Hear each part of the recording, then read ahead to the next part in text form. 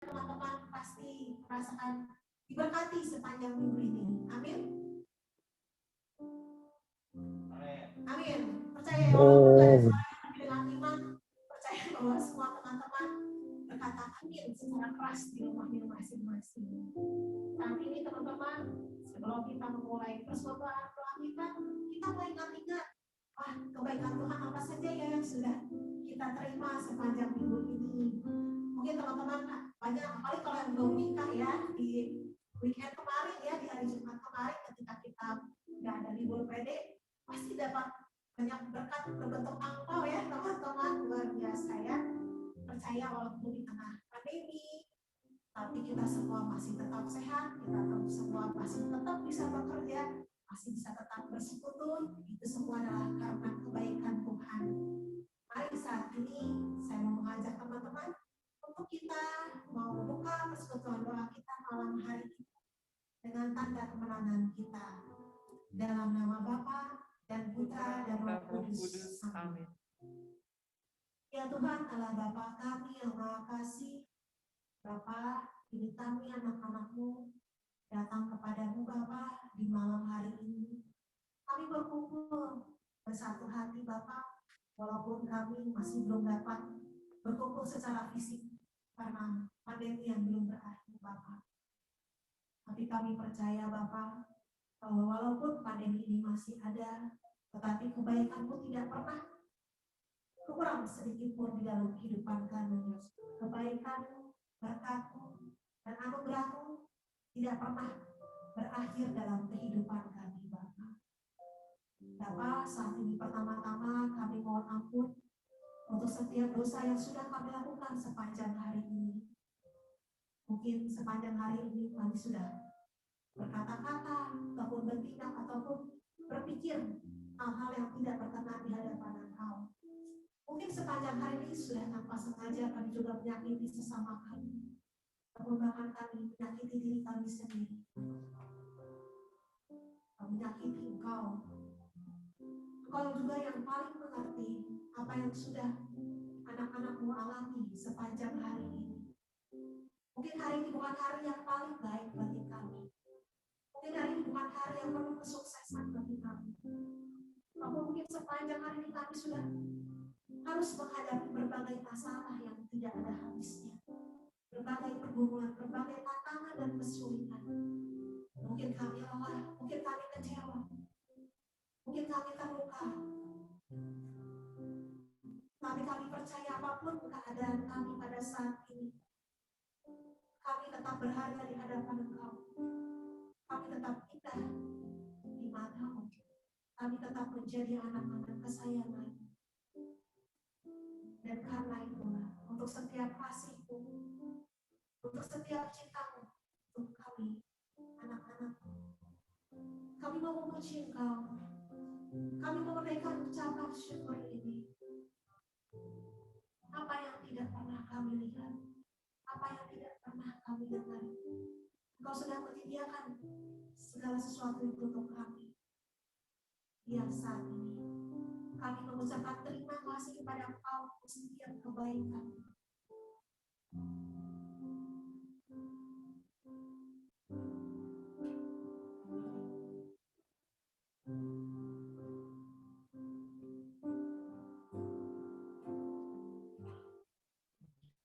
Apa yang tak pernah ku bayangkan, apa yang tak pernah ku impikan, itu yang Kau berikan bagiku. Kau mengerti segala kebutuhanku. Kini ku datang di hadapan-Mu, membawa pujian syukurku. Terima kasih ya Bapa-Ku, buat kasih-Mu yang Kau sediakan bagiku. Ku bersyukur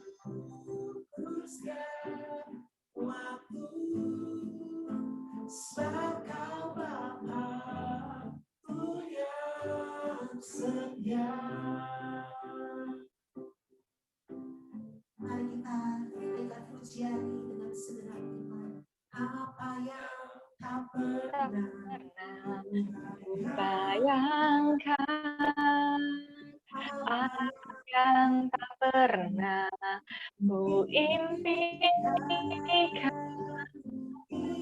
itu kau berikan bagiku.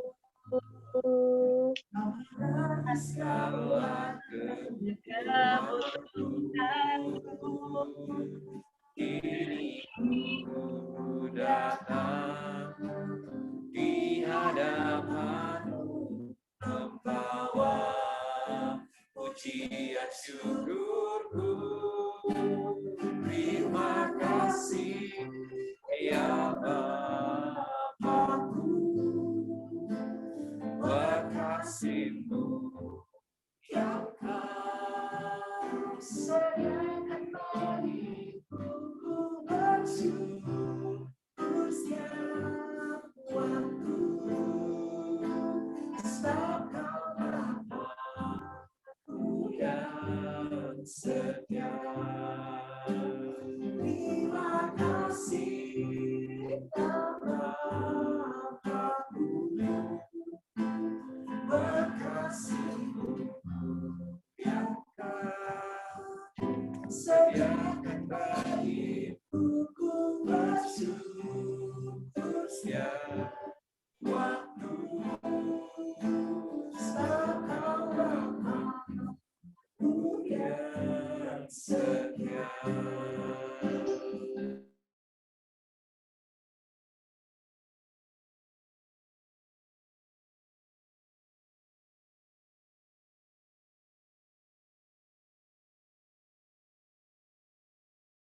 Bagiku ku bersyukur setiap waktu, sebab Kau Bapa-Ku yang setia. Kami berterima kasih, terima kasih Bapa-Ku, berkasih-Mu yang Kau sediakan bagiku. Ku bersyukur setiap waktu, sebab Kau Bapa-Ku yang setia. Kau setia, sebab Kau Bapa-Ku yang setia. Kau setia, sebab Kau Bapa-Ku yang setia. Kami berterima kasih, kami naikkan syukur kami untuk setiap berkat-Mu, untuk setiap cinta-Mu, tiada habisnya.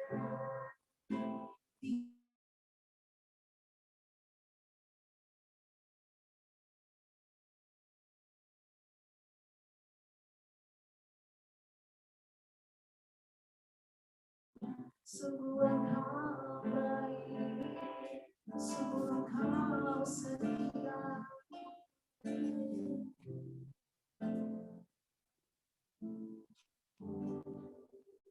Terima kasih Bapa. Sungguh tidak ada kata-kata yang cukup untuk menyatakan betapa besarnya kebaikan-Mu, betapa luar biasanya berkat-Mu di dalam kehidupan kami. Jadi kami anak-anak-Mu, ajar kami untuk semakin percaya. Walau kami belum melihat, walau kami belum tahu bagaimana masa depan kami, tapi kami mau percaya bahwa Kau sudah sediakan segala sesuatunya yang terbaik untuk kami. Kau memberikan yang terbaik untuk anak-anak kesayangan-Mu. Kami mau percaya bahwa Engkau sungguh mengasihi kami. Tidak peduli bagaimana rupa kami, tidak peduli mengakui bahwa kami ini berdosa. Tapi Kau tetap mengasihi kami dan tidak akan meninggalkan kami. Terima kasih Bapa. Saat ini kami mau terus memuji dan menyembah Engkau. Kami percaya sungguh Engkau adalah Tuhan yang benar. Engkau Tuhan satu-satunya yang layak untuk terima segala puji dan sembah kami. Jadi kami anak-anak-Mu Bapa, berkati kami malam hari ini, berkati persekutuan doa kami malam hari ini. Dan kami percaya di akhir PD hari ini, kami semua akan boleh dimenangkan. Kami semua akan memperoleh kelepasan dan kesembuhan. Terima kasih Bapa, terima kasih Yesus, terima kasih Roh Kudus. Amin. Teman-teman, kita percaya bahwa kita punya Tuhan yang benar, amin. Dialah gunung batu kita, dialah kota benteng kita, dan kita nggak perlu takut selama ada Tuhan Yesus bersama kami, bersama kita ya.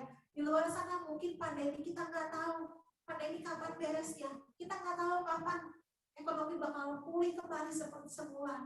Kita juga nggak tahu apakah vaksin akan berhasil atau enggak.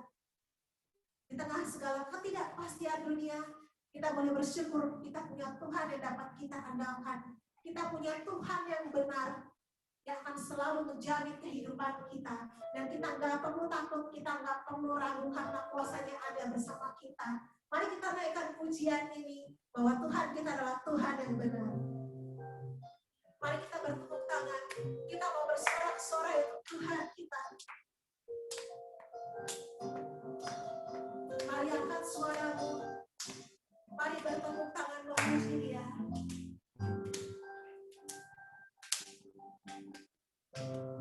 Gunung batuku dan Kau, kota bentengku, tak akan ku ragu. Kau menjamin hidupku, Kau keselamatanku, dan Kau yang membelaku, tak akan ku takut.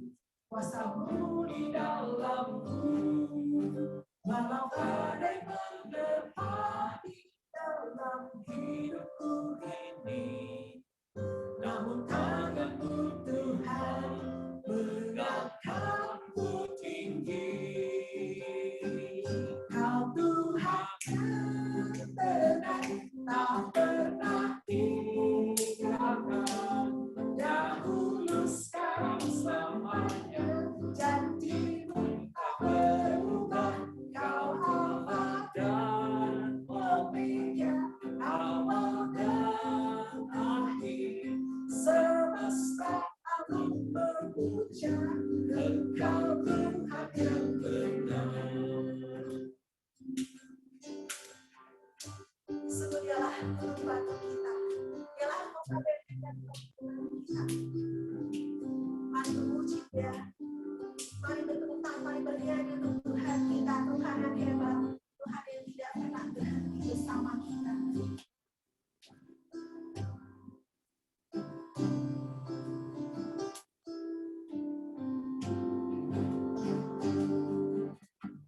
Kau gunung batuku dan Kau kota bentengku, tak akan ku ragu.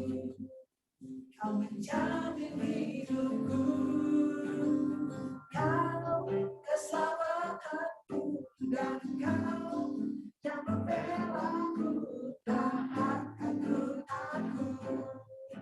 Kuasa-Mu di dalamku, walau badai menerpa di dalam hidupku ini, namun tangan-Mu Tuhan mengangkatku tinggi. Kau Tuhan yang benar, tak pernah tinggalkan, dahulu sekarang selamanya.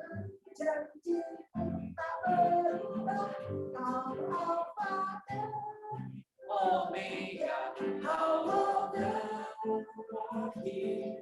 Semesta alam memuja Engkau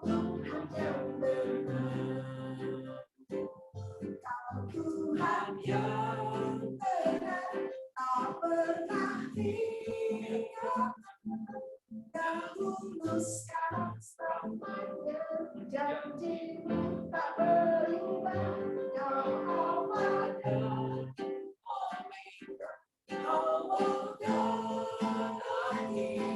Semesta alam memuja Engkau Tuhan yang benar. Sungguh dialah Tuhan yang benar, Kau Tuhan yang benar, tak pernah tinggalkan, dahulu sekarang selamanya, janjimu tak berubah, Kau Alfa dan Omega, awal dan akhir.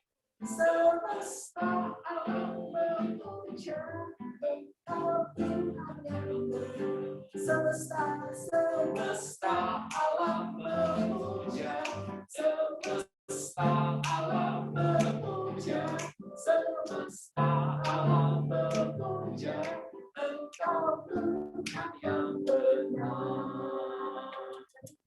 Berikan sorak-sorai yang terbaik untuk kemuliaan Tuhan kita.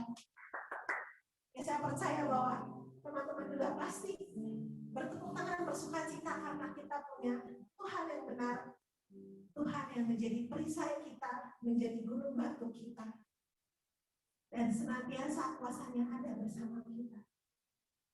Ya teman-teman, setelah sudah 2 minggu kita nggak pede ya karena Jumat lalu kita libur, saya percaya pasti banyak teman-teman yang mau menceritakan kebaikan Tuhan. Ada yang mau bersaksi? Cici Mar. Ya, thank you Cicinta. Malam teman-teman. Jadi gini, ceritanya jadi kan 2 minggu lalu kan biasa kan kalau Cici kan tugas mulmet kan ya, tugas mulmet. Jadi 2 minggu lalu itu kan biasa tugas mulmet belakang layar gitu kan. Pas lagi ngerekam gitu kan, lagi biasa nge-record gitu kan. Tiba-tiba nge-hang gitu kan, tiba-tiba nge-hang. Terus Cici pikir mungkin nge-hang biasa gitu kan, udah nggak dipikirin. Terus selang berapa hari ya, selang hari Minggunya Cici kan tugas leadership. Mulmet juga nge-hang lagi buat kedua kalinya gitu kan. Cici tuh masih ngeh gitu kan, mungkin masih kayaknya kecapean apa gimana gitu kan. Tiba-tiba besoknya Cici pakai lagi laptop Cici itu, kenapa tiba-tiba dari laptop tuh ada bunyi teng teng gitu kan. Wah, ini udah sering banget, gue bilang kenapa gitu kan ya. Terus jujur Cici bulan ini lagi nggak ada budget banget buat perbaiki laptop gitu kan. Jadi terus Cici mikir, duh Tuhan gimana ya, saya lagi butuh banget nih laptop ini, entah buat ngajar di bimbel, entah buat tugas mulmet juga gitu kan. Terus Cici cari cara, Cici mikir sendiri gitu kan, Cici mikir sendiri cari cara supaya laptop Cici bisa sembuh gitu kan, tanpa perlu Cici mesti servis gitu kan. Makin Cici coba sendiri mikir sendiri, browsing sana sini, makin nggak benar tuh laptop, makin kacau lah ya, makin kacau. Terus akhirnya Cici udah mentok banget, mungkin sekitar baru kemarin banget. Akhirnya Cici nanya, Cici salahnya baru nanya sama Tuhan gitu kan. Tuhan, saya mesti kemana nih? Saya lagi nggak ada budget buat perbaiki laptop saya gitu kan. Terus Tuhan kasih hikmat, kasih 2 orang lah ya buat bantuin. Kasih hikmat 2 orang buat bantuin. Sin, coba kamu pinjam laptop PD yang ada di Teddy gitu kan. Soalnya selama ini laptop PD di Teddy gitu kan. Ya sudahlah, saya nanya dulu sama Teddy, Ted, boleh nggak Cici pinjam laptop PD? Soalnya Cici lagi butuh gitu kan. Puji Tuhan laptop PD itu bisa dipakai, dan sekarang pun Cici kondisinya lagi pakai laptop PD, lagi coba-coba gitu ya. Puji Tuhan laptop PD itu bisa Cici pakai buat entah buat kegiatan ngajar di bimbel, entah buat multimedia, entah buat yang lain juga gitu kan. Ya intinya puji Tuhan, rema yang Cici dapat, Tuhan tahu yang kita butuhkan, Tuhan pasti akan menolong tepat pada waktunya. Cuman salahnya Cici nggak nanya dulu sama Tuhan, kan saya mesti kemana, jadi mikir sendiri, gue mesti kemana, bukan nanya dulu sama Tuhan, Tuhan saya mesti kemana gitu. Salahnya Cici kayak gitu doang sih. Gitu. Itu kebaikan Tuhan buat Cici selama 2 minggu terakhir ini sih. Thank you. Ya, thank you Cicinta. Kita percaya bahwa Tuhan Allah kita maha menyediakan ya, dan Dia tahu apa yang kita butuhkan. Ada lagi yang mau bersaksi? Ada lagi?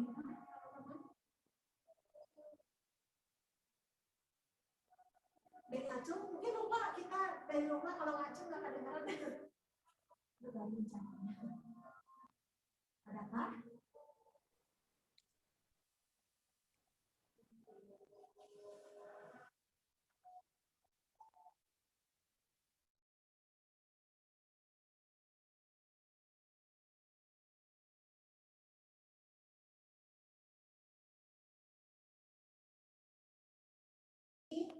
Sebenarnya ini adalah suatu kejadian yang boleh dibilang agak-agak konyol ya teman-teman, tapi di sini juga saya melihat bahwa perlindungan Tuhan itu nyata, bahkan sampai dengan hal-hal yang kecil. Jadi ceritanya hari Minggu kemarin itu tiba-tiba WhatsApp saya di hack ya teman-teman. Itu terjadinya tuh tiba-tiba. Jadi hari Minggu kemarin itu sore-sore itu kan saya lagi bisa online ya, bisa online sendirian. Ya mungkin ini sedikit teguran dari Tuhan ya. Jadi sebelumnya itu suami saya tanya, oh udah tuh misalnya di gereja aja, kata saya tuh ya, mager gitu ya, udahlah bisa online aja kan sekarang bisa online gitu. Kebenaran banget ya saya, jadilah saya bisa online sore-sore. Nah begitu di ujung-ujung misa itu tiba-tiba tuh saya dari tiba-tiba tuh kayak di WhatsApp itu ada yang bilang, oh ini saya dari Indomaret, ini salah masukin nomor HP, masukin nomor HP-nya, nomor HP kamu, tolong dong dibantuin gimana gitu. Saya tuh nggak tahu gimana, bahwa saya nggak berpikir, saya cuma ngeliat, oh dari Indomaret, oh ya saya tuh sering belanja di Indomaret ya gitu. Lalu teman-teman dengan apa ya, nggak berapa lama dari chat itu masuk, saya bingung kenapa ya, kok ada kayak si WhatsApp itu kirim SMS apa sih, kayak verifikasi nomor sih, bingung kenapa ya ini, perasaan nggak ngapa-ngapain. Kadang-kadang suami saya itu suka buka WhatsApp di laptop saya, itu kan suka kebuka sendiri, kalau gitu tempat lain itu, tapi kan enggak ya, kita nggak bawa laptop hari itu. Saya bingung dan tiba-tiba saja, teman-teman, rasa saya mati, waduh, kaget saya gitu ya. Tapi saya sendiri tercengang dengan apa yang saya alami hari itu, di mana saya ini orangnya biasanya panikan banget teman-teman. Saya biasanya gempar gitu ya, langsung panik ini gimana. Tapi saya bisa dengan tenang itu bawa HP saya gitu, ketika orang tua saya ngajak ngomong, saya cuma bilang, bentar ya Pak, ini WA-nya lagi dihack orang gitu ya. Santai banget lah pokoknya. Dan ya puji Tuhan juga, karena pertamanya susah banget masukin apa sih verifikasi nomornya, kan langsung si WhatsApp itu minta, ayo verifikasi pertama kali gagal gitu ya, sampai udah di pakai telepon juga, aduh bahasa Inggris lagi, tadi angkanya berapa ya gitu. Tapi puji Tuhan teman-teman, padahal itu keterangannya itu udah, verifikasi berikutnya itu baru bisa kami lakukan 8 jam kemudian gitu ya. Tapi saya mencoba itu terakhir, berhasil teman-teman. Itu yang paling hack itu mungkin hanya sekitar nggak nyampe 5 menit lah gitu. Dan saya bisa kembali normal sampai sekarang. Ya, ini sembari mengingatkan juga ya teman-teman, buat teman-teman yang WhatsApp-nya belum pakai two-step verification, belum dipasangin PIN, ayo pasangin, karena itu membantu sekali, itu mencegah WA kita di hack ya teman-teman. Tapi saya juga percaya bahwa Roh Kudus yang memberikan ketenangan kepada saya. Saya biasanya panik, kok bisa sih santuy itu gitu ya, saya tak bisa membayangkan, karena sebelumnya baru beberapa hari yang lalu juga saya itu tiba-tiba membroadcast, dan biasanya saya nggak pernah baca broadcast, saya baca bagaimana dia pun WhatsApp-nya dihack, tapi karena dia lalu panik, dia buru-buru uninstall WhatsApp-nya, dan kacaulah sampai beberapa orang itu ketipu sama si penipu seperti biasa, yang minta transfer uang seperti itu. Ya puji Tuhan teman-teman, saya melihat bahwa buset ya, Tuhan itu melindungi sampai dengan hal kecil, padahal itu cuma WhatsApp gitu ya. Saya kan misalkan amin beneran kehack ya, saya tinggal bikin pengumuman aja gitu ya di Instagram gitu ya, sorry teman-teman, WhatsApp saya dihack, atau saya bisa juga kontak ya nomor suami saya gitu, masih tahu ayo, dan teman-teman media atau apapun, nomornya dihack nih. Tapi enggak, Tuhan melindungi sampai hal sekecil itu. Itu luar biasa sekali buat saya teman-teman. Jadi percayalah bahwa Tuhan itu menyertai kita, dia care sampai dengan hal terkecil. Ada lagi yang mau bersaksi? Yang di tempat ini mungkin ada Victor, ada Pak Jeff, ada Pak Jerry mau bersaksi.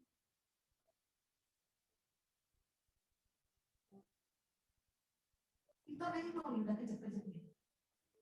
Lagi berpikir. Mungkin Bapak yang memegang handphone mau bersaksi, mau bantuin. Oke, enggak mau menjaga kamera aja ya. Adakah teman-teman?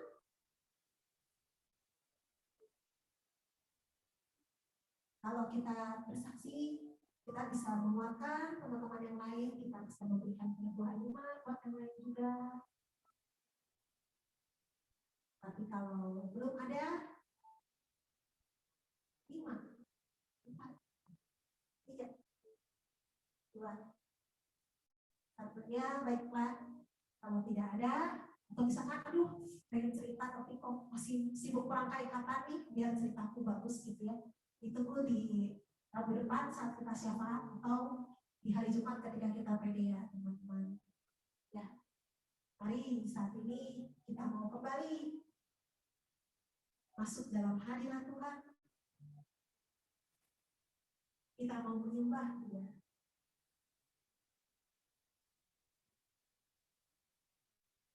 Apapun setiap beban pikiran kita, setiap permasalahan yang mungkin memberatkan kita di hari-hari ini, setiap kekecewaan kita, setiap keputusasaan kita mau letakkan, kita mau tinggalkan semua itu, dan kita mau datang kepadanya. Kita mau menyembah Dia, dan kita sungguh percaya bahwa Dia Tuhan Allah sudah hadir bersama kita di tempat kediaman teman-teman masing-masing, baik di sini ataupun di rumah teman-teman. Tuhan sungguh hadir, dan bahkan Dia bukan hanya hadir untuk engkau, tapi juga untuk setiap anggota keluargamu. Ya Tuhan, Allah Bapa kami yang bertahta dalam kerajaan surga, kembali kami anak-anakmu datang kepadamu. Kami yang rindu Tuhan, kami yang merindukan jamahanmu, merindukan pelukan kasih-Mu. Tuhan, terkadang dunia ini membuat kami lemah, membuat kami merasa tidak berdaya. Betapapun terkadang orang-orang di sekitar kami menyakiti kami, melukai kami. Mungkin kami juga masih harus banyak berhadapan dengan masalah-masalah yang belum juga selesai. Engkau yang paling mengerti keadaan kami, Bapa. Engkau yang paling mengerti apa yang kami rasakan.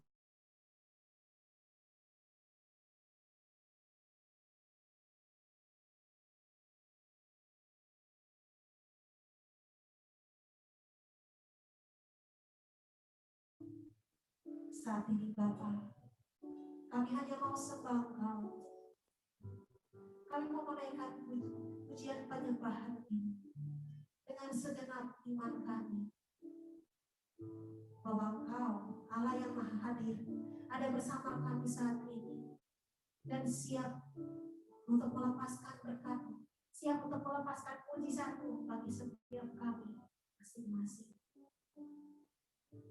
Terimalah pujian penyembahan ini Bapa. Semoga boleh menjadi doa yang harum di hadapan Engkau. Dan inilah doa kami, inilah iman kami, bahwa Engkau ada bersama kami.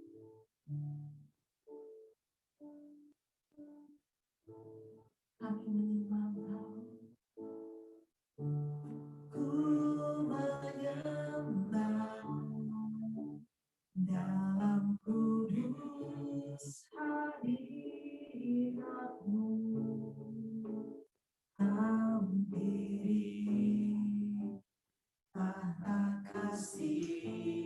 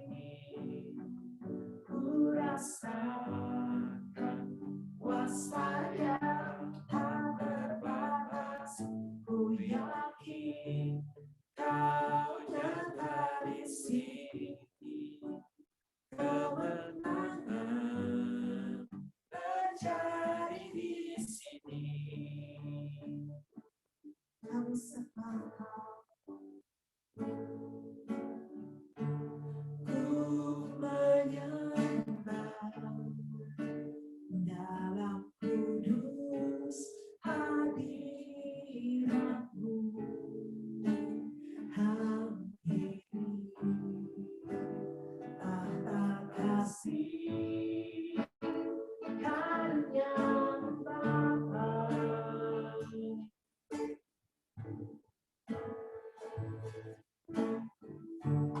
Kekuatanku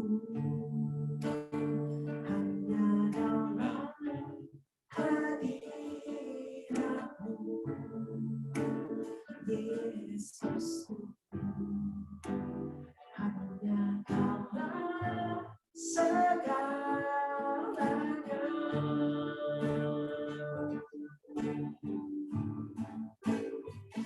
Ku yakin Kau hadir di sini. Ku rasakan kuasa yang tak terbatas.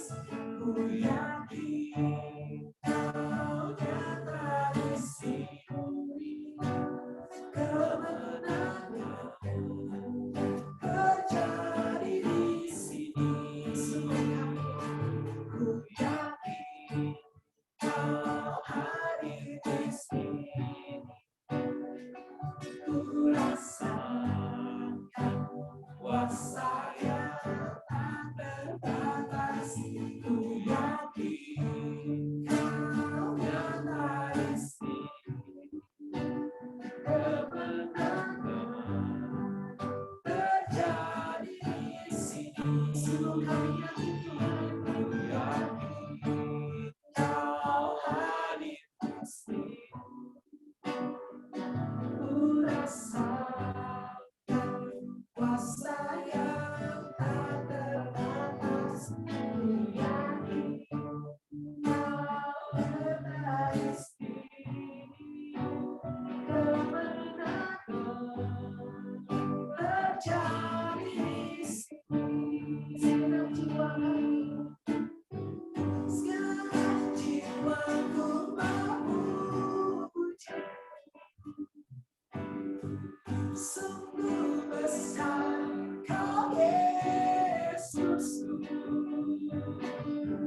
Segenap hatiku menyembah. Kau besar,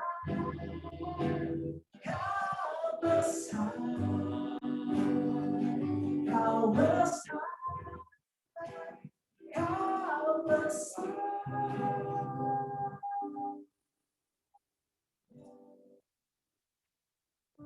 Ku yakin Kau hadir di sini. Ku rasakan kuasa yang tak terbatas. Ku yakin Kau nyata di sini. Kemenangan terjadi di sini. Ku yakin Kau hadir di sini. Ku rasakan kuasa yang tak terbatas. Ku yakin Kau nyata di sini. Kemenangan terjadi di sini. Ku yakin Kau hadir di sini. Ku rasakan kuasa yang tak terbatas. Ku yakin Kau nyata di sini. Kemenangan terjadi di sini. Kesembuhan terjadi di sini. Kelepasan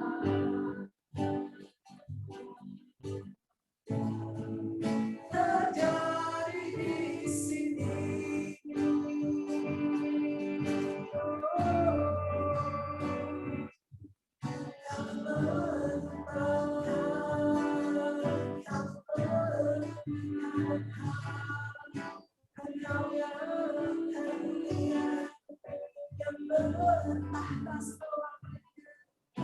yang berkuasa, yang maha hadir, yang maha mengasihi, Allah penolong kami, gembala kami,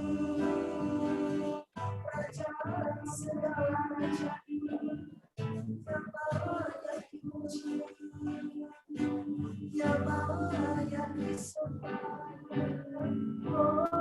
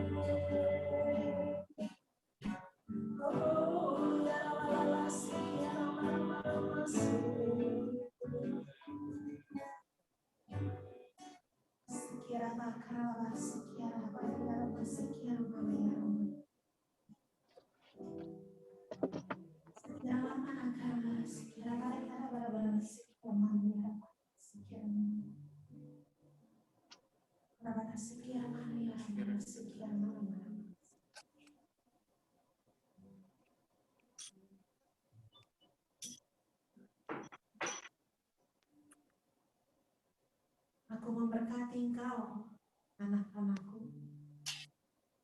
Aku mengasihi engkau. Engkaulah biji mataku. Sekian barakala, sekian barakala, sekian barakala.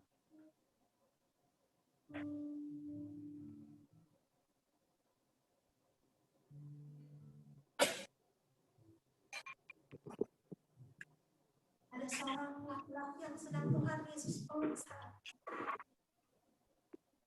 Tuhan Yesus sedang memeluknya dengan penuh kasih. Jangan takut, anakku. Jangan menjadi gelisah dan tawar hati.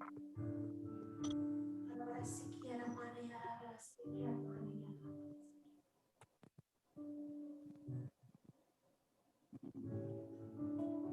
Akulah jalan, kebenaran, dan hidup. Tidak ada seorang pun yang dapat datang kepada Aku lagi liatin. kalau tidak. Sorry.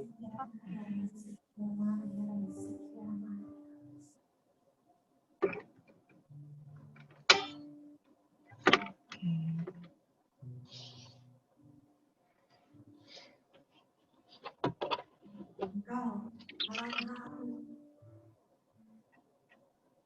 Allah yang Maha Pengasih. Siapakah kami ini Tuhan? Sehingga Kau begitu mengindahkan kami, sehingga Kau begitu mengasihi kami. Karena kami sering membuat Engkau kecewa, tapi Kau tidak pernah membiarkan kami terhilang. Engkau gembala yang baik, yang mencari dombanya yang menjauh, dicari, diangkat, digendong. Terima kasih Bapa. Terima kasih karena kami yang berdosa ini boleh menyebut Engkau Bapa. Kami tidak mau menjadi sama dengan dunia ini, sebab kami menyadari kami adalah anak-anak terang.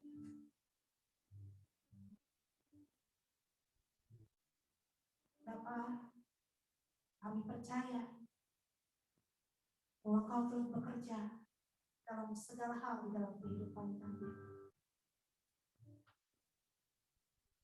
Kami percaya apapun yang sedang menjadi masalah kami, yang menjadi pergumulan kami, yang menjadi kesulitan kami,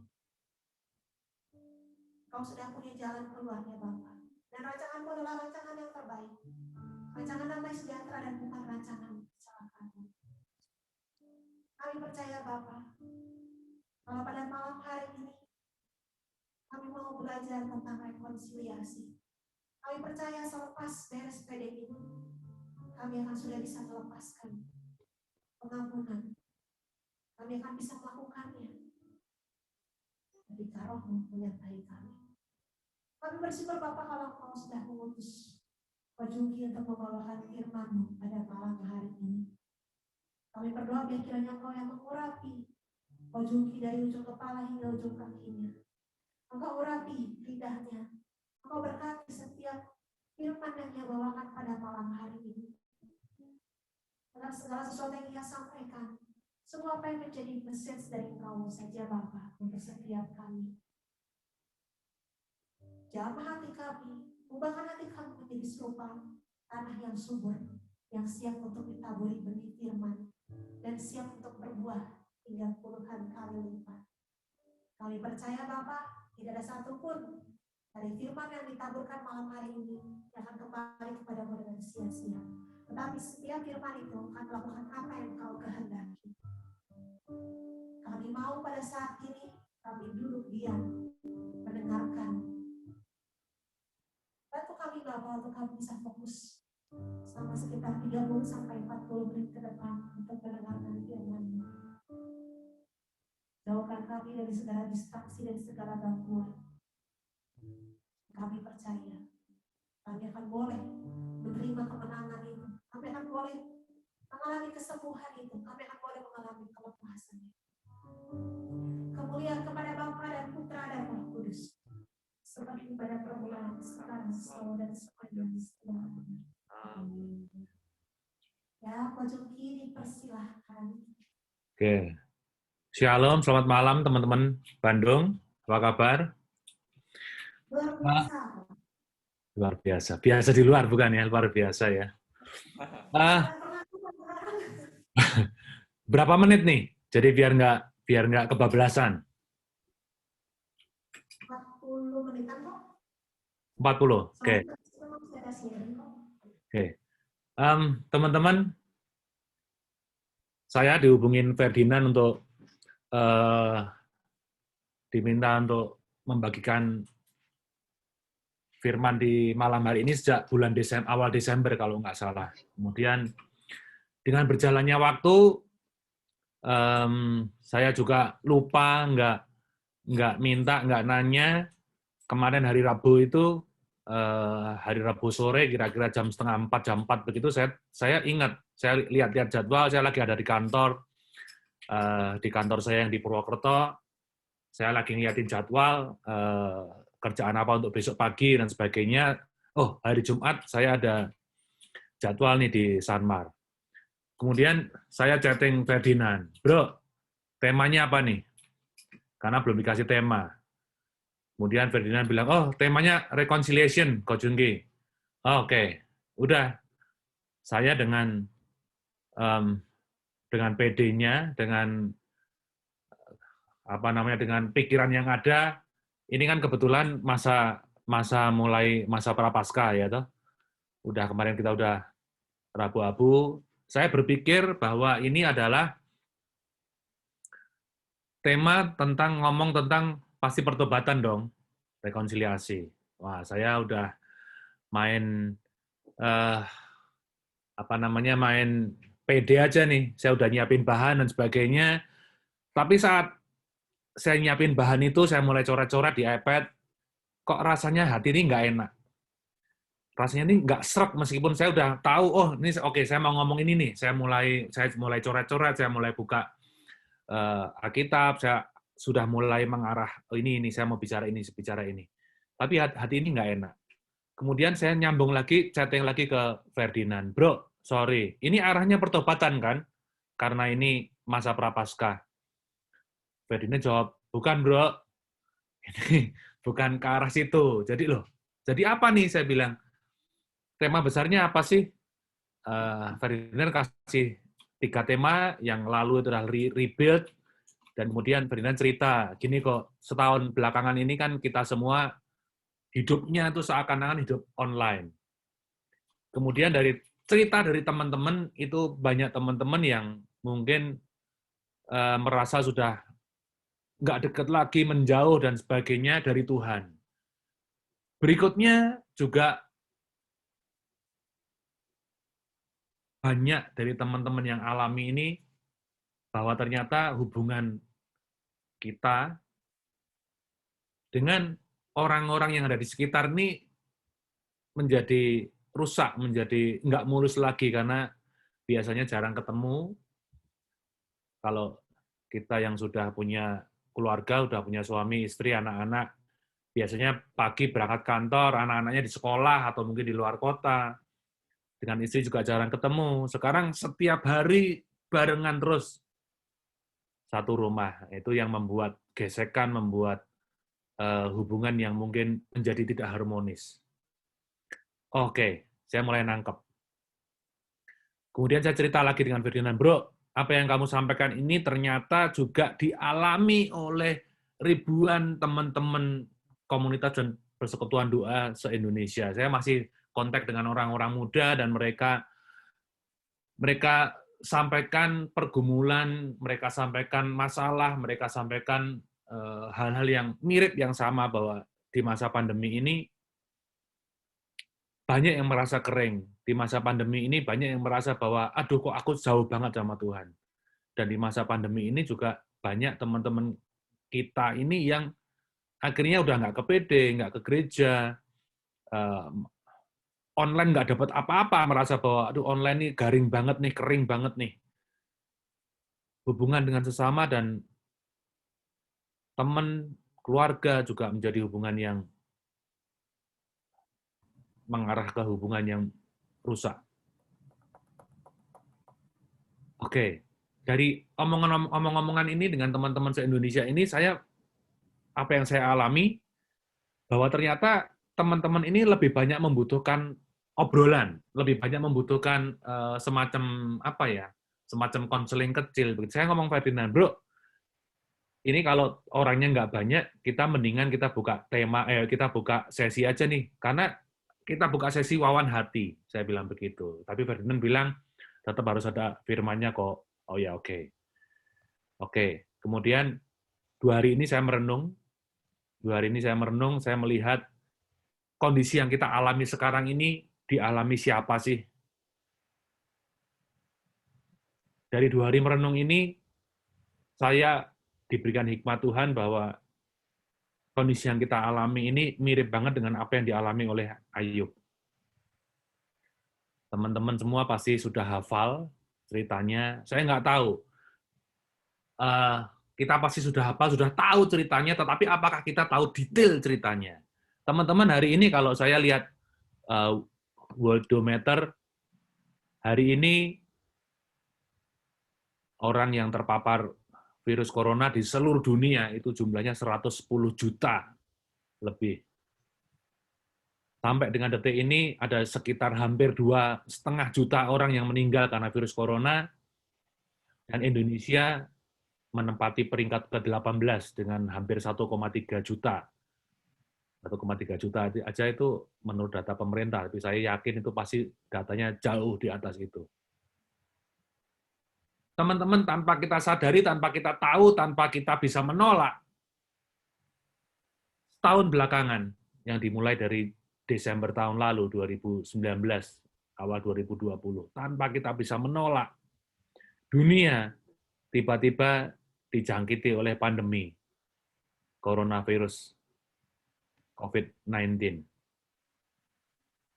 Awalnya yang menjadi masalah di bidang kesehatan, dalam berapa bulan berkembang luar biasa, menjadi masalah yang sangat besar yang tidak hanya menghantam dunia kesehatan, tetapi sudah menjadi masalah ekonomi, menjadi masalah sosial, menjadi masalah budaya dan religi. Pandemi yang tidak pernah disangka oleh siapapun, yang tidak pernah dipikirkan oleh siapapun, menghantam kita semua. Dan efeknya, teman-teman, efeknya yang ini yang sangat merusak, dan efek ini yang membuat ada begitu banyak anak-anak Tuhan yang mengalami sesuatu seperti yang dialami oleh Ayub yang nanti akan kita lihat sama-sama. Teman-teman, gara-gara pandemi, ada jutaan orang yang tiba-tiba kehilangan pekerjaan, ada jutaan pengusaha yang tiba-tiba bisnisnya menjadi sepi, ada begitu banyak orang yang tiba-tiba kehilangan mata pencarian, ada begitu banyak orang yang tiba-tiba kehilangan orang-orang yang dikasih dan dicintainya karena virus ini. Tidak ada orang yang bisa menolak, tidak ada orang yang bisa lari, tidak ada orang yang bisa sembunyi dari hantaman krisis multidimensi saat ini. Dan punya omong dengan teman-teman muda dari seluruh Indonesia, nggak hanya Anda, nggak hanya saya. Ternyata ada begitu banyak orang-orang muda yang juga mengalami hal yang sama. Dan justru kalau saya baca dari literatur-literatur asing itu justru orang-orang milenial ini yang terdampak pandemi paling parah. Kenapa? Karena orang-orang milenial ini biasanya tidak gemar menabung. Orang-orang milenial ini hobinya sebelum pandemi itu jalan-jalan, hangout, nongkrong, kafe, makan.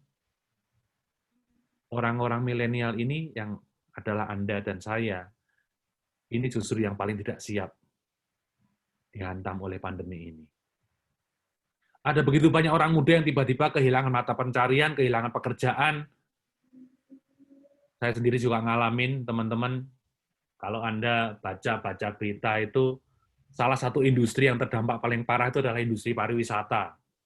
Kalau kemarin, 4-5 tahun yang lalu, industri pariwisata itu adalah industri yang digadang-gadang.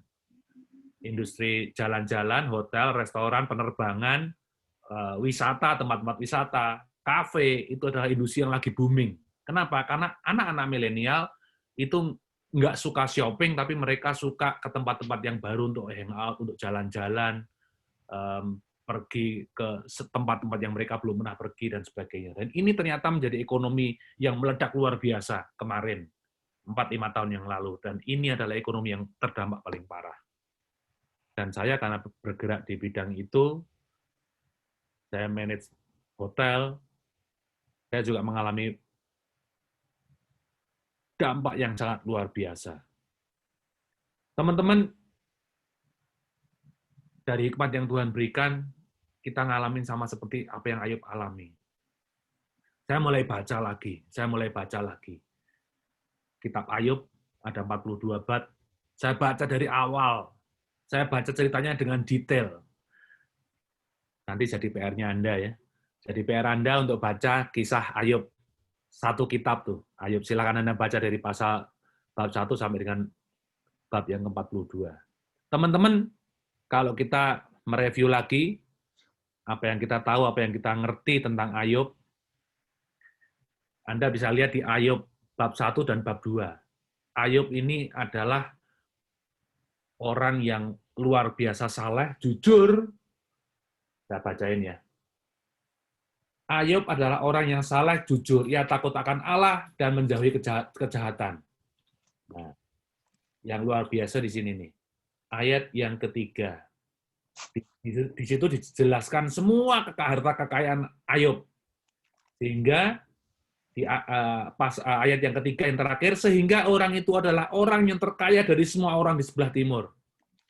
Teman-teman, 2 hari yang lalu, kalau Anda suka baca-baca berita, 2 hari yang lalu, Jeff Bezos yang punya Amazon itu kembali menduduki peringkat menjadi orang terkaya setelah tempo hari berapa waktu yang lalu disalib oleh Elon Musk yang punya Tesla. Tapi kemarin 2 hari yang lalu dia kembali menduduki peringkat menjadi orang paling kaya. Jadi secara ekonomi, Ayub ini adalah Jeff Bezos masa itu. Ayub adalah orang paling kaya.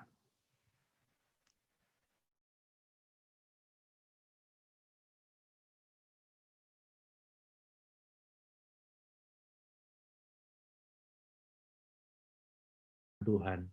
Tetapi tanpa dia bisa menolak, tanpa dia tahu, tanpa dia salah, tiba-tiba Ayub mendapatkan hajaran yang sangat luar biasa. Hajarannya dari siapa? Dari iblis. Tiba-tiba seluruh kekayaannya habis. Kalau Anda baca dari ayat 1 dan ayat 2, ada yang dijarah, ada yang dirampok, ada yang dibakar. Bahkan Ayub punya anak itu 10, ke-10-nya juga meninggal. Dan ketika seluruh hartanya habis, ketika anak-anaknya mati, nah ini yang diingat sama orang yang selalu menjadi persepsinya kita, yang selalu menjadi yang menjadi image-nya kita tentang Ayub. Kita selalu berpikir bahwa Ayub itu dihajar habis-habisan, tapi dia masih memuji Tuhan.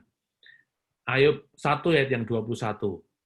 Ini adalah kalimat yang paling terkenal dari Ayub yang sering kita quote. Dengan telanjang aku keluar dari kandungan ibuku, dan dengan telanjang juga aku akan kembali ke dalamnya. Tuhan yang memberi, Tuhan pula lah yang mengambil. Terpujilah nama Tuhan. Ini adalah ayat yang sering kali kita quote. Karena kita merasa bahwa Ayub adalah orang yang sangat luar biasa dalam membela Tuhan. Ketika Ayub habis-habisan, dia masih bisa memuji Tuhan. Tuhan yang memberi, Tuhan yang mengambil, terpujilah nama Tuhan.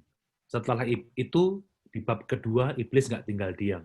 Dia bilang sama Tuhan, Tuhan, itu Ayub kamu ambil harta bendanya masih memuji Engkau. Bagaimana kalau nyawanya? Bagaimana kalau disenggol dirinya? Bagaimana kalau dicolek tentang hidup dan dirinya?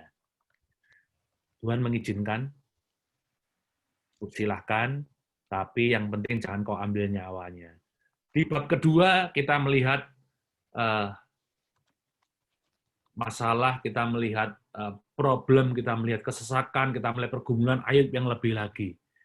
Dia diberi penyakit, gatal-gatal seluruh tubuhnya, bahkan di sana diceritakan bahwa dia sampai saking gatalnya itu dia menggaruk tubuhnya itu pakai potongan beling.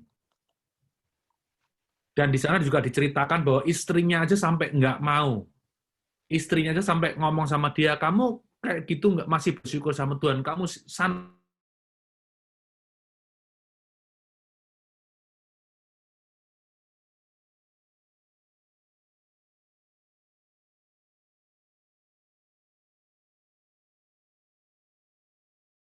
Dari bab yang kedua, baru mulailah drama Ayub yang sesungguhnya. Bab ketiga, terus berlanjut sampai dengan bab ke-42. Sekian puluh bab itu, hampir 40 bab itu, ternyata, kalau kita mau lihat lagi, ternyata Ayub itu komplain, Ayub itu mengeluh, Ayub itu marah, Ayub itu kecewa berat. Ayub marah dan kecewa kepada Tuhan.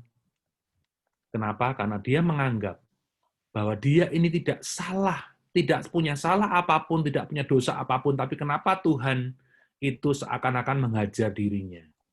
Seakan-akan Tuhan itu mau mengambil nyawanya. Ayub juga marah kepada dirinya sendiri. Bahkan di beberapa bab itu, Ayub ngomong bahwa, aku ngapain aku dilahirkan? Mendingan aku mati saja. Ayub marah terhadap dirinya sendiri. Dan yang ketiga, Ayub marah kepada sahabat-sahabatnya, kepada teman-temannya. Teman-teman, kalau selama ini kita melihat bahwa Ayub itu adalah orang yang salah, yang jujur, yang takut akan Allah. Kalau kita melihat selama ini bahwa, oh Ayub itu hebat ya, dicobai kayak begitu, hartanya habis-habisan, dia masih memuji-muji Tuhan. Itu betul, kalau kita hanya baca bab 1 dan bab 2. Tetapi kalau kita mau teliti baca bab 3 sampai dengan baca bab yang ke-42, hampir 40 bab, ini Ayub ternyata komplain, kecewa, marah, ngambek kepada Tuhan, kepada dirinya sendiri, dan kepada sesama, kepada sahabat-sahabatnya. Teman-teman, mungkin saat ini apa yang dialami oleh Ayub, pergumulan Ayub, kesesakan Ayub, masalah Ayub, itu juga dialami oleh Anda dan saya hari ini, saat ini, detik ini. Mungkin tiba-tiba kita kehilangan pekerjaan, kehilangan bisnis kita, kehilangan penghasilan kita, revenue kita. Mungkin ada orang-orang yang kita cintai yang hilang karena pandemi. Mungkin kita punya hubungan yang rusak dengan saudara, kakak, adik, istri, anak, orang tua, gara-gara kita sering berkumpul di dalam satu rumah di masa pandemi ini. Loh, dulu kumpul nggak apa-apa, kenapa sekarang jadi masalah? Dulu nggak ada masalahnya. Dulu semua happy. Dulu semua masing-masing pergi kerja. Baru ketemu sebentar. Sekarang masalahnya banyak. Bisnisnya turun. Revenue-nya amblas. Gajinya dipotong. Nggak pernah pergi-pergi. Nggak pernah bisa nongkrong, nggak pernah bisa makan-makan, nggak pernah bisa jalan-jalan, nggak pernah bisa leisure, nggak bisa happy-happy. Itu semua menjadi masalah yang menumpuk.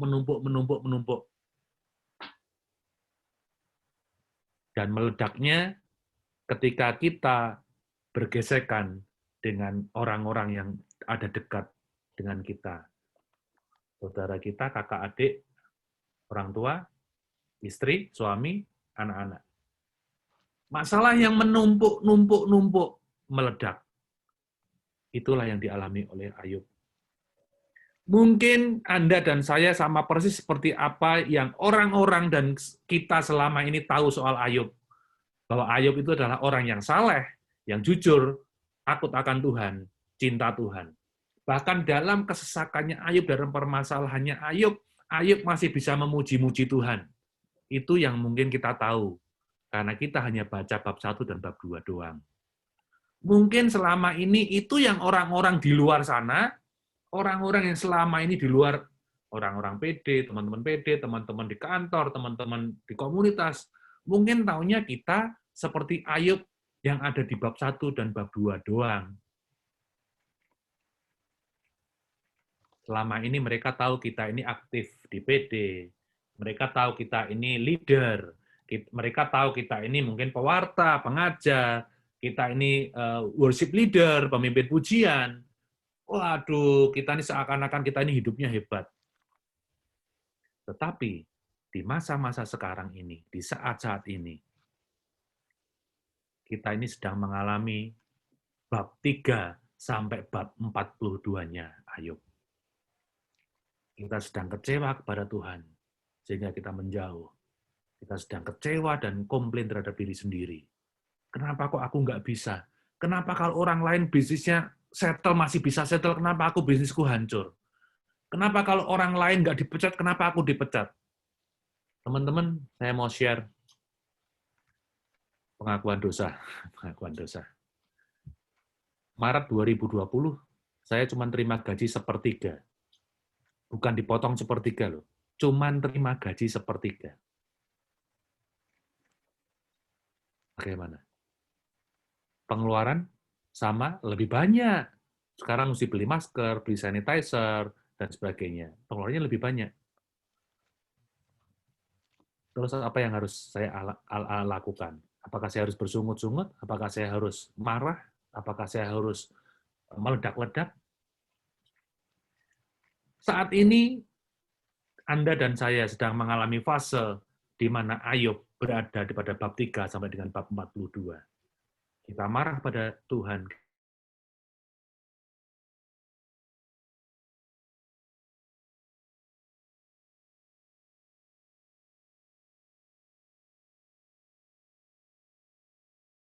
Bisa langsung berubah, bikin bisnis baru, kenapa aku nggak bisa? Dan kita juga mungkin marah.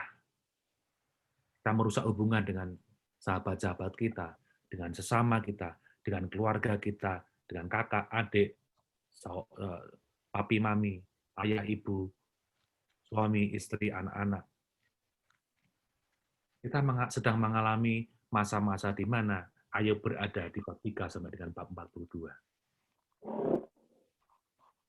Terus gimana ini? Terus apa yang dialami oleh Ayub? Teman-teman, saya mengajak Anda untuk buka kitab Ayub yang bab 42. Mari kita buka kitab Ayub yang ke-42, ayat yang ke-6. Saya mau ajak Anda untuk baca. Ini rahasianya. Saya nggak akan panjang lebar.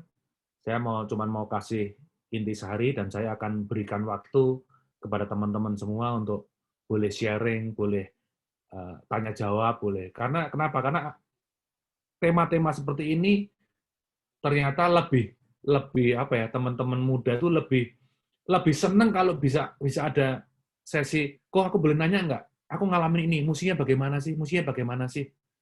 Ini yang kemarin saya sampaikan pada Ferdinand. Teman-teman, yuk kita baca. Ayub 42, ayat yang ke-6. Ayub mulai sadar. Ayub mulai bertobat. Ayub mulai tahu bahwa selama ini dia ternyata sudah bersalah kepada Tuhan.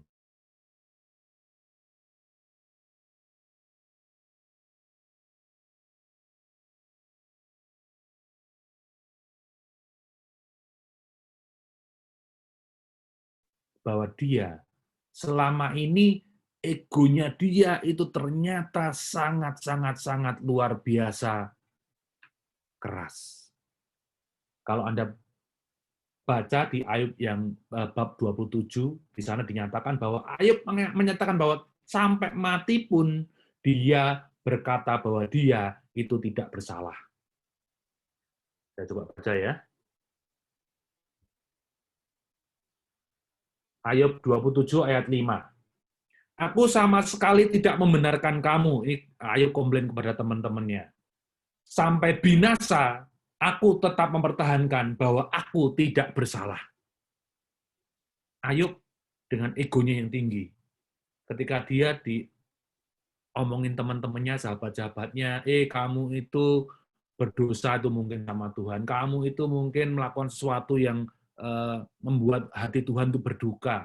Kamu itu, tapi Ayub bilang, enggak, sampai binasa aku tetap mempertahankan bahwa aku tidak bersalah.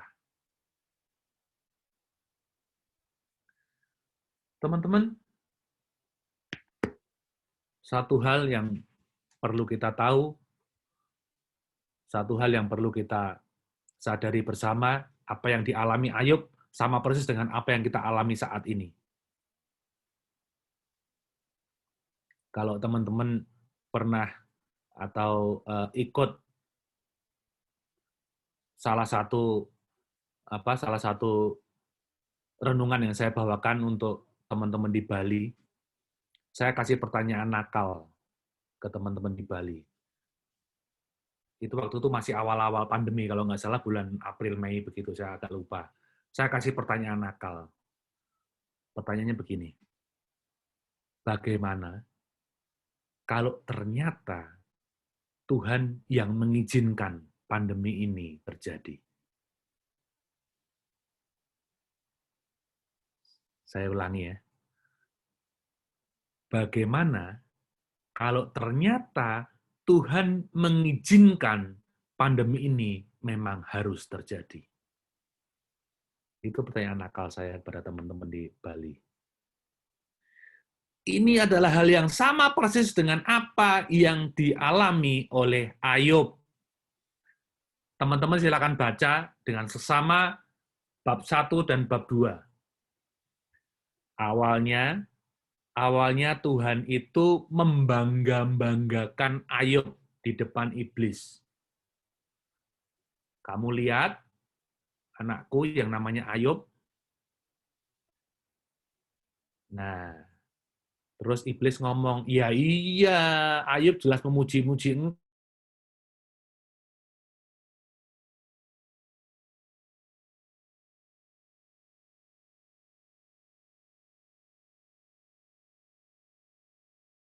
Sosnya di masa itu. Ya jelaslah dia memuji-muji engkau.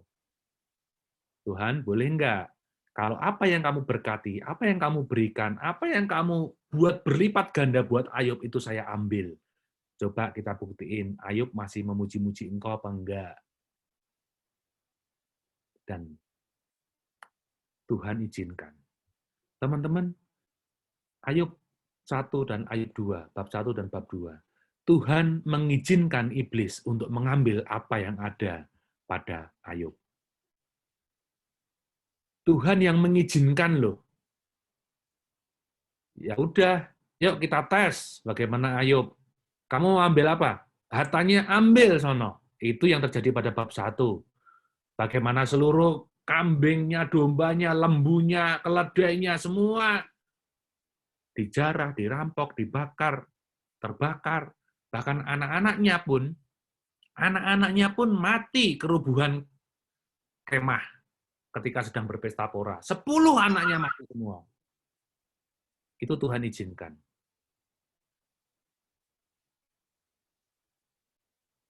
Bagaimana kalau ternyata kondisi yang sekarang ini, pandemi yang terjadi ini, pandemi yang sudah berulang tahun, ya sudah lewat setahun kan, ini memang Tuhan izinkan.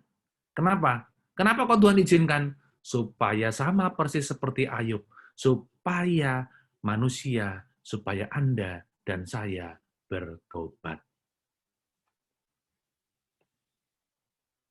Manusia dengan sombongnya mau menguasai alam. Dan ternyata dengan kesombongan manusia, dengan kerakusan manusia, kita tanpa kita sengaja, kita menciptakan dosa-dosa ekologi. Ini yang disampaikan oleh Paus kita waktu Paskah yang lalu, ini pula yang disampaikan oleh kardinal kita waktu Paskah yang lalu. Manusia mungkin punya dosa-dosa ekologi yang luar biasa. Bagaimana kalau ternyata memang dalam pandemi ini Tuhan yang mengizinkan kita untuk mengalami ini? Bagaimana kalau ternyata dalam pandemi ini Tuhan izinkan kita untuk bisnis kita hancur, bisnis kita menurun, kita kehilangan pendapatan, kita gajinya dipotong, kita kena PHK, kita lagi merintis usaha dan bubar. Bagaimana kalau ternyata itu memang Tuhan izinkan? Apakah kita masih bisa bersyukur? Atau kita menjadi Ayub bab 3 sampai bab 42, di mana kita menjadi Ayub yang egonya sangat tinggi, tidak pernah merasa salah, kecewa, marah, komplain kepada Tuhan, kecewa, marah terhadap diri sendiri, tidak bisa menerima diri sendiri, kecewa, marah kepada sahabat-sahabat Ayub, kepada sahabat-sahabat kita, kepada orang-orang yang ada di sekitar kita, keluarga kita, teman-teman kita. Bagaimana kalau ternyata itu Tuhan izinkan? Teman-teman kembali ke Ayub yang bab 42. Akhirnya Ayub bertobat. Aku mencabut perkataanku ini kalau kita baca dari bab 3 sampai dengan bab 42, itu adalah perkataan-perkataan Ayub, di mana Ayub itu komplain, marah, kecewa, menuduh Tuhan, di mana Ayub itu marah, kecewa terhadap diri sendiri, di mana Ayub marah, kecewa, komplain kepada sahabat-sahabatnya. Aku mencabut perkataanku dan dengan menyesal aku duduk dalam debu dan abu. Ayub bertobat.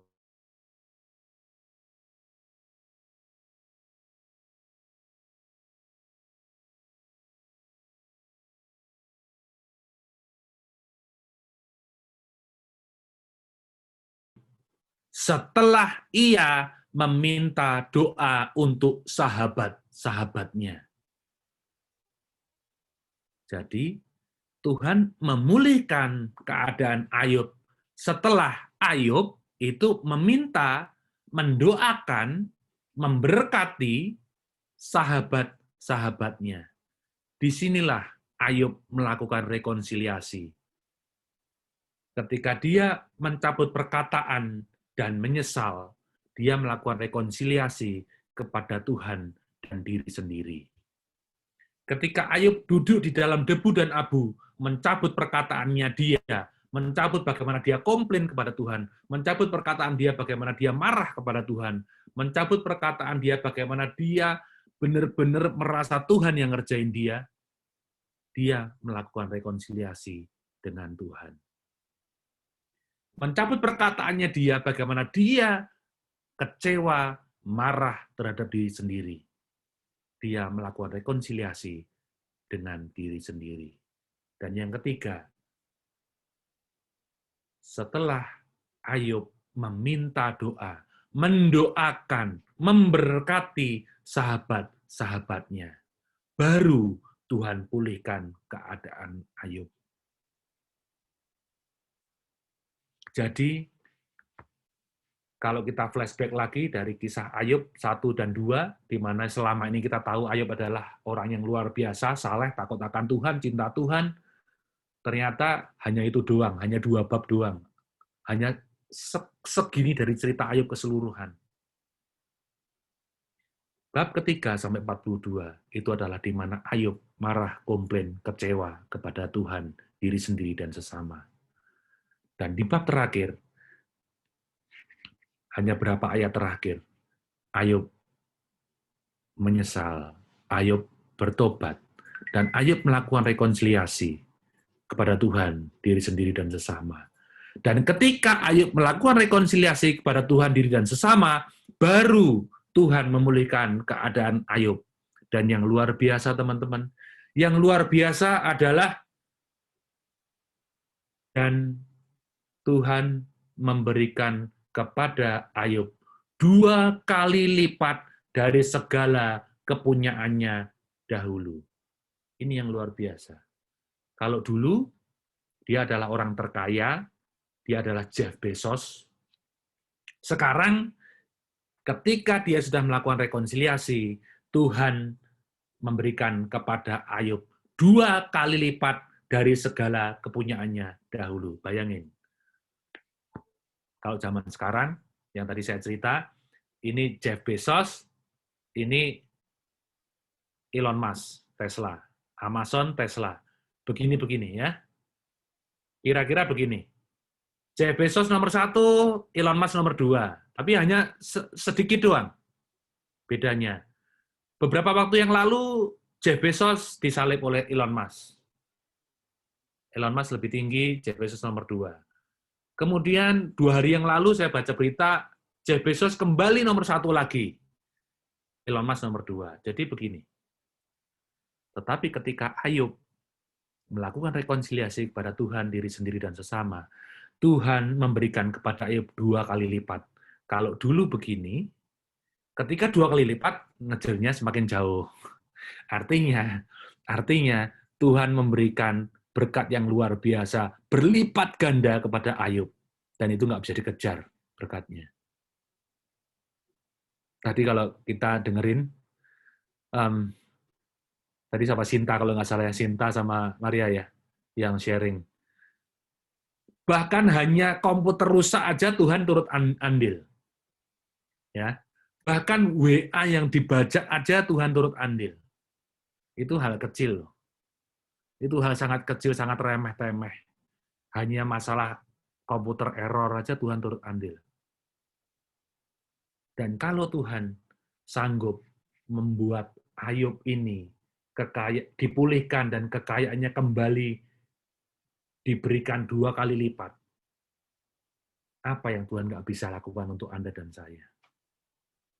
Kalau Tuhan bisa memberikan kepada Ayub yang sudah menyesal, bertobat, dan melakukan rekonsiliasi, dia yang dulunya membenci dan marah, kecewa kepada sahabat-sahabatnya, dia menjadi mendoakan sahabat-sahabatnya, memberkati sahabat-sahabatnya.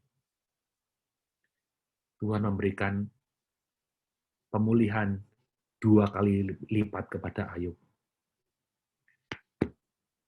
Tuhan nggak seremeh teknisi komputer, nggak seremeh teknisi WhatsApp. Ya toh? Ketika Tuhan sanggup melakukan segala sesuatu kepada Ayub, saya sangat percaya bahwa Tuhan juga bisa melakukan segala sesuatu yang jauh lebih dahsyat kepada hidup Anda dan saya. Amin. Teman-teman,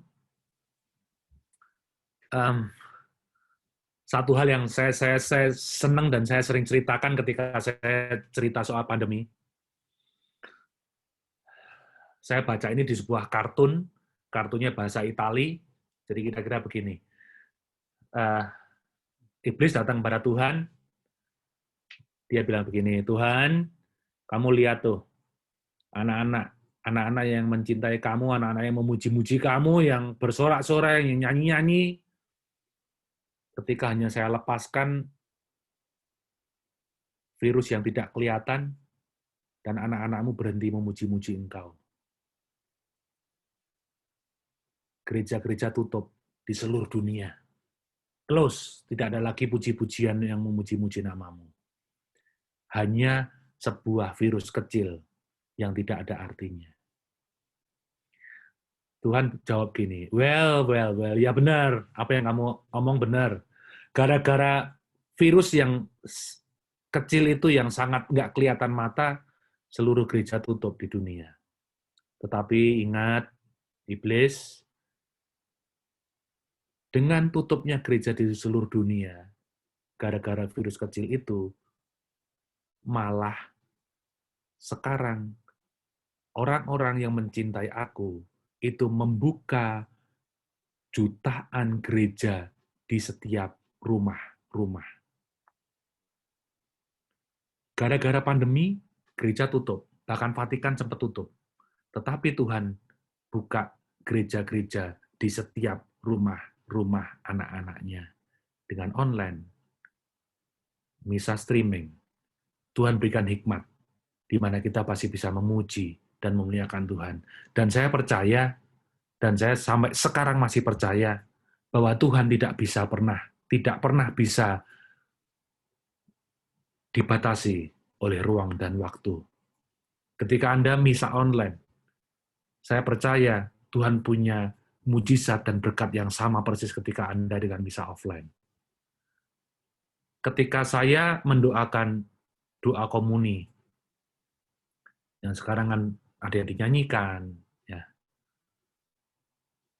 Saya percaya bahwa saya juga menerima komuni yang sama kalau saya menerima komuni secara offline. Kalau Tuhan bisa melakukan sesuatu yang dahsyat di dalam hidupnya Ayub, memulihkan dan memberikan 2 kali lipat. Ayub yang bab 1 tadi dikatakan, orang paling kaya, dipulihkan dan diberikan 2 kali lipat apa yang pernah dipunyainya dahulu. Itu sangat dahsyat. Ketika Tuhan adalah Tuhan yang sama, saya percaya Tuhan juga akan memberikan sesuatu yang dahsyat di dalam hidupmu, di dalam hidup Anda dan saya. Pandemi tidak akan pernah bisa. Pandemi sehebat apapun tidak akan pernah bisa menghalangi berkat-berkat Tuhan. Amin. Teman-teman, mungkin kalau masih ada waktu, silakan. Barangkali mau ada yang share atau ada yang mau bertanya atau apa, saya kembalikan pada host. Terima kasih, selamat malam. Oh, mana nih hostnya nih?